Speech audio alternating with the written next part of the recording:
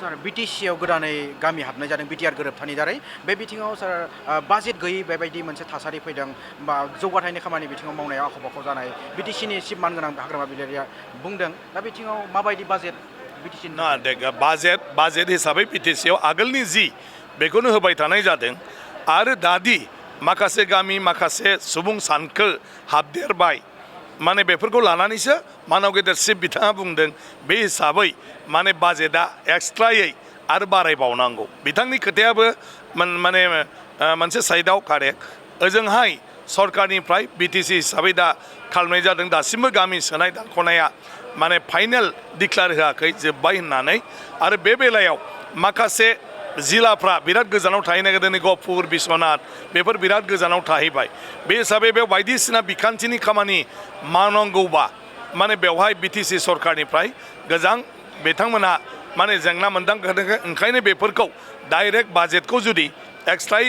माने हमनानै बैफोरनिफ्राय खामानि मावनो हायोबा मोजां बिथाङा बेफोर बाथ्राफोरखौ बुंदों दा बेवहाय आं सानो बाथ्राखौ चिफ बिथाङा मानाव गेदेर हाग्रामा महिलारि बिथाङा जोंनि मानाव गेदेर चिफ मिनिस्टारजोंबो अलरेडि रायलायबाय बुंबाय ओंखायनो बेवहाय माबायदि मेकानिजम खालामनानै बे गोदानै सोजानाय गामिफोरनि जौगाखांनायखौ मावनो हायो बे बाथ्राफोरखौ सरकारा निस्सय माने BTCजों रायलायगोन आरो रायलायोबा बेबो सलिउसन जागोन नैबे बाजेटआव सार माबायदि जागोन ना बे बाजेटआव मोजां जागोन BTCआ माने जिखिनि मोननांगौ आं सानो बेखौ मोनगोन BTCजों आरो आसाम सरकारजों रायलायनानै बेखौ थिग खालामनाय जादों गतिके मोनसे बेवहाय